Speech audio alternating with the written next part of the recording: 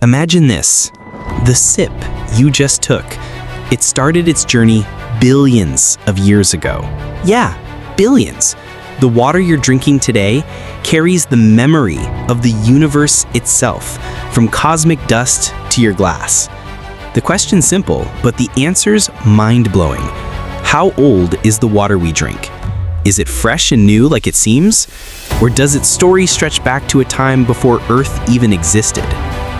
In this episode, we're taking a wild ride through time.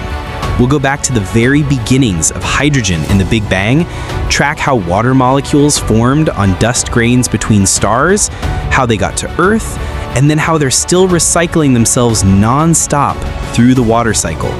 By the end, you'll look at your glass of water totally differently. The atoms that make up water aren't all the same age. The hydrogen nucleus, a single proton, formed in the first few minutes after the Big Bang, over 13 billion years ago. Later, in cold interstellar clouds, oxygen, forged in the fiery hearts of dying stars, met hydrogen on the surfaces of dust grains, forming thin layers of water ice. When our sun was born 4.6 billion years ago, a significant portion of this ancient interstellar water was already there, ready, and was incorporated into the clouds that would become our solar system. Isotopic evidence, especially deuterium to hydrogen ratios, suggests that a portion of Earth's water has an ancient signature, predating the sun's formation. This doesn't mean every single drop is 4.5 billion years old as one continuous molecule. It means the material that forms water has maintained an incredible cosmic time record. After Earth formed, it was way too hot for liquid water to stick around on the surface. There are two main theories. First, some water was locked up in the mantle's minerals and later released through volcanic activity. Second, and more widely accepted, a huge amount of water arrived via ice-rich bodies, comets and asteroids during intense bombardment periods. Isotopic comparisons show that chondritic asteroids, not all comets, match Earth's water more closely. Anyway, as the planet cooled, water vapor condensed and the rain started falling, non-stop for ages, forming the first oceans around 3.8 billion years ago. This is where the daily magic happens. Water on our planet doesn't stay in one place. It cycles. It evaporates from oceans and lakes, condenses into clouds, falls as rain or snow, seeps into the soil, flows in rivers, and returns to the ocean. This cycle means water molecules live multiple lives. Some stay in the atmosphere for only a few days, a short residency time, while others might spend years in a lake, decades in a river, thousands of years in deep groundwater, or even hundreds of thousands of years in polar ice.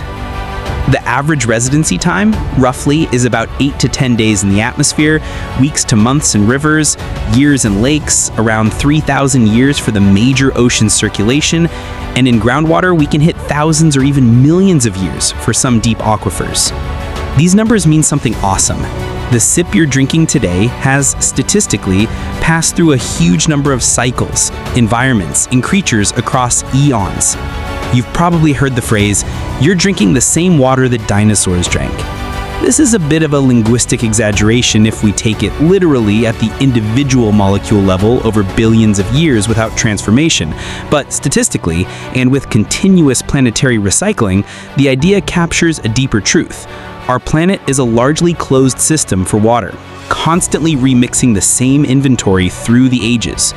Many molecules of today's water have participated in one way or another in very ancient ecosystems, including the age of dinosaurs.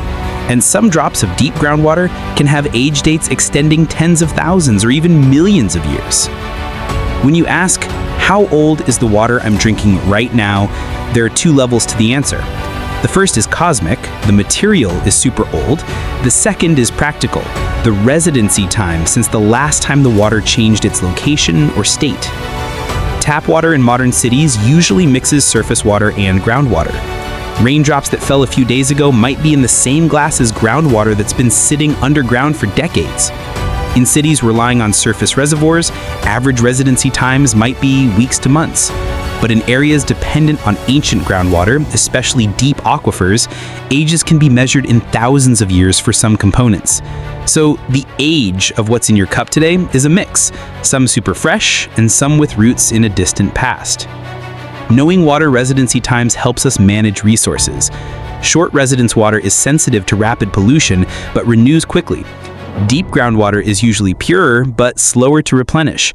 Overpumping it means depleting a reserve accumulated over thousands of years. Climatically, changes in the cycle, more evaporation, more variable rainfall, are reshaping regional residency times, impacting agriculture, cities, and nature. But there's another reason: wonder. When you realize the hydrogen in your glass dates back to the Big Bang and the oxygen was made by stars that died eons ago, drinking water becomes an act connected to a grand cosmic story. If this blew your mind, share this video with someone you love and tell us, what was the most fascinating part of water's journey for you? Its cosmic origins, the first rains, or the never-ending cycles? And don't forget to subscribe for more captivating science stories.